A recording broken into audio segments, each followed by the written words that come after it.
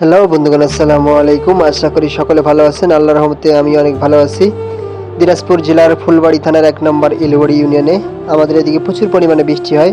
দেখতে পাচ্ছেন বাড়ির সামনে যে ডোবাগুলো আছে, ছোট ছোট খালখন্দ সবগুলো ভরে গেছে। এদিকে লিচু বাড়িতেও অনেক পানি। চারিদিকের খবরাখবর আপনাদের মাঝে তুলে ধরার জন্য এদিকে আমাদের ঘাস বাড়িতে আসলাম। ঘাস বাড়িতে অনেকগুলো পানি জমেছে। দেখতে দেখতে চলে আসলাম। এখানে দেখতেছি বাবু চাচা ধান কাটতেছে। ওনার ৩ থেকে ৩.৫ বিঘার মতো জমি। সেই জমিতে সবগুলো ধান ডুবে গেছে। উনি একটিও ধান কাটতে পারে নাই। কিছু কিছু ধান কাটতেছে। এদিকে আতি চাচার ভুট্টা বাড়িতে প্রচুর পরিমাণে পানি। বাবু চাচাকে বললাম, চাচা ভিডিও করবো? আচ্ছা হ্যাঁ বাবা, ভিডিও করার সমস্যা নাই। চাচা বলতেছে কৃষকের কষ্টের শেষ নেই বাবা, কত কষ্ট করে ধানগুলো তারা লালন পালন করেছে, মানে বাচ্চার মতো লালন পালন করেছে, কত যত্ন স্প্রে করেছে, পানি দিয়েছে। সে ধানগুলো যদি মনে করেন শেষ সময়, যে সময় ঘরে তুলবে সে সময় সে ডুবে যায়, কিছু করে নাই।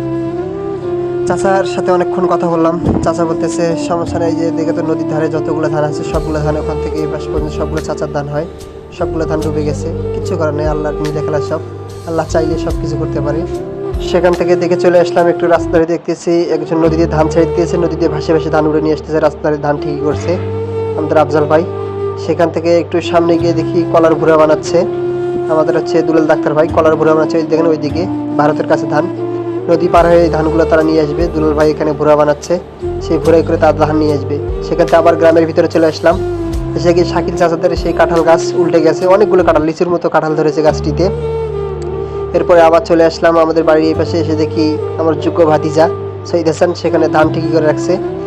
সেখান থেকে আবার আমরা দেখতে যাচ্ছি নদীর ওখানে ধান কাটতেছে অনেকগুলো লোক, সেখানে দেখতে যাচ্ছি।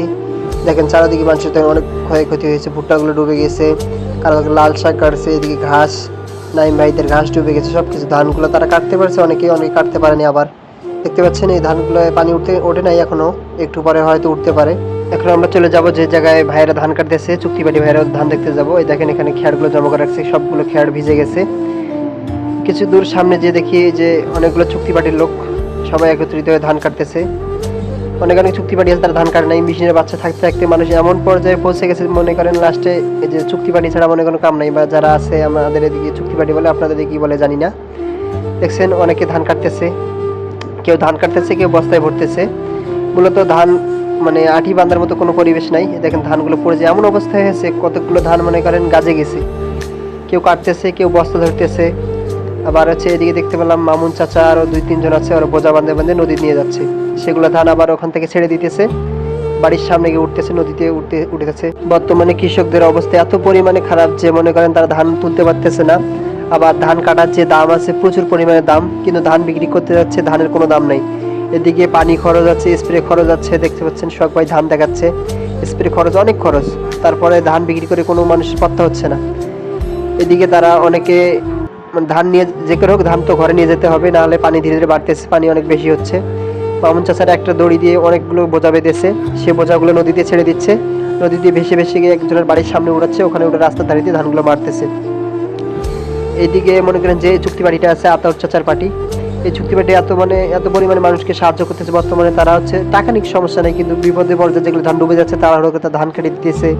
কিন্তু অন্যান্য পার্টি যারা আছে তারা ধান কাটতে চাচ্ছে না, আজ কাটে দেবো কাল কাটে দেবো, এইভাবে করতে করতে এনাদের দেরি হওয়া যাওয়ার কারণে ধানগুলো কিন্তু ডুবে যায়। মূলত যে মেশিন এসেছে ধান কাটা মেশিন, এই মেশিনের কারণে দেরি হয়।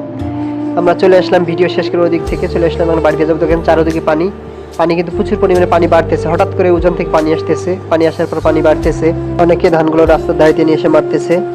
সকলকে আমার ভিডিও দেখার জন্য ধন্যবাদ।